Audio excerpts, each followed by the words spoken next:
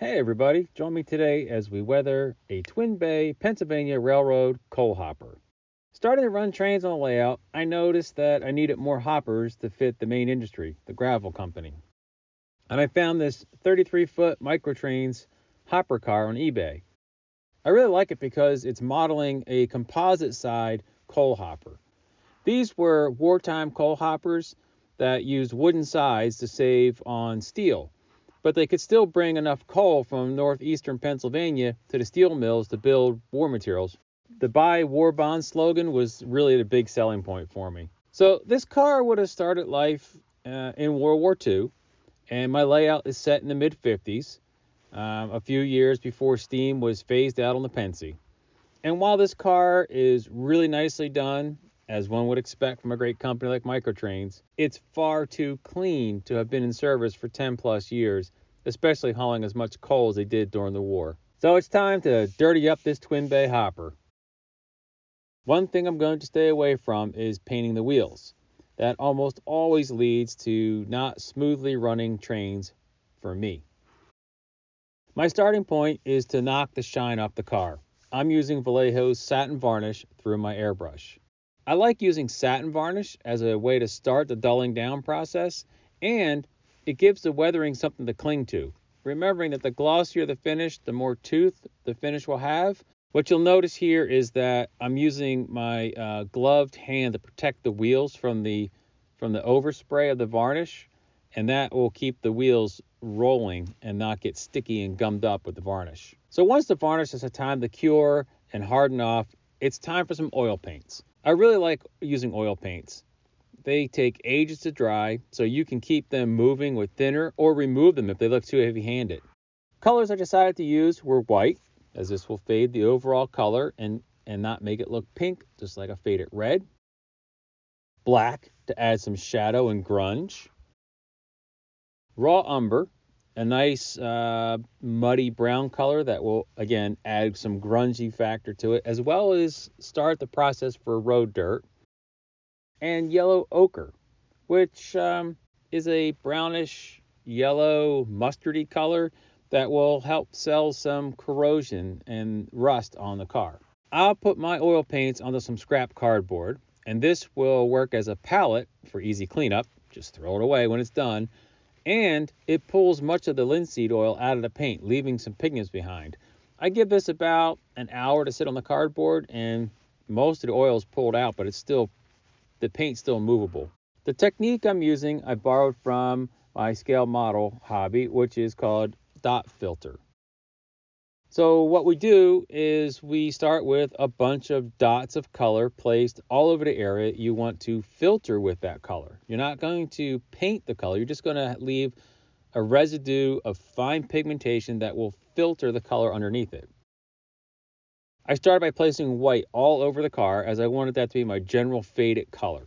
And I kept the darker colors towards the bottom to act as a base for the dirt, dust, and rust later. The black paint was placed near the metal ribs, and that was to act as some pre-shading and to make the metal and wood stand out from each other a little bit. Even though the wood and metal on the real-life car were painted with the exact same paint, exact same color, I did want to have some differentiation. And now it's time for the magic. Using a flat brush, lightly loaded with thinner, I pull the paint color downward. This streaks the paint and removes a little bit as well. I keep a dry brush handy as well. This brush is used to soak up extra thinner and to push the paint around if I need it. Remember to take your time and keep working the paint, as oil paint, like I said, will take a very long time to dry. And if you remove too much, you can add more and rework it in. So while I had the oil paints out, I also grabbed one of my other red Pennsylvania Twin Bay coal hoppers. This one is an all steel model. So I went a little heavier with the white and the ochre just to make it look a little more faded and a little bit road dirt, grungy, and not so rusted. After giving the oil paints a few days to dry, like I said, these take a very long time to dry, and they toughen up a little bit during this time period, it was time to break out the pastels. These are the same artist grade chalks you can find at any big box art supply store, like say Michael's. And I use a bit of coarse grit sandpaper just to grind them into a fine powder. I used brown, red, black, and white. These are my kind of go-to powders.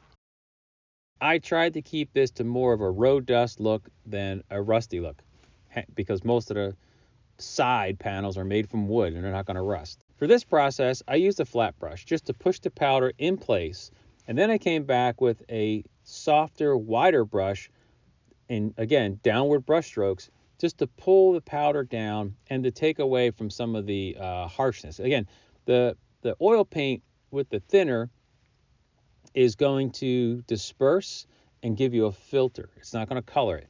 The powders are they're not transparent, first of all, and they're going to sit on the surface. They're going to cover up what's behind them. So you really need to pull most of it off so that you get the look of texture and grunge and grind, but it's not going to, you don't want to hide all the details, like all the lettering and paint that the railroad company would put on. One last tip to sell some realism is that you could come back in to the interior of the car and run some heavy rust color. What I did was use a combination of a peachy color and that red to make a dusty, rusty color. This got applied all over the interior of the bays. And now when I run the hoppers empty, they look like they've been in service and not shiny new on the inside. Of course, if you plan to only run full cars and never take the coal or gravel loads out, then you don't need to do this part because the gravel load insert will cover all the interior bits. The very last step, once you're happy with what it looks like, is to seal everything under a very light coat of matte varnish. And that's really it. If you subtract out the paint drying time, you're looking at, I don't know, maybe 20 minutes, half hour tops to get it all weathered up. And I really like the look of this.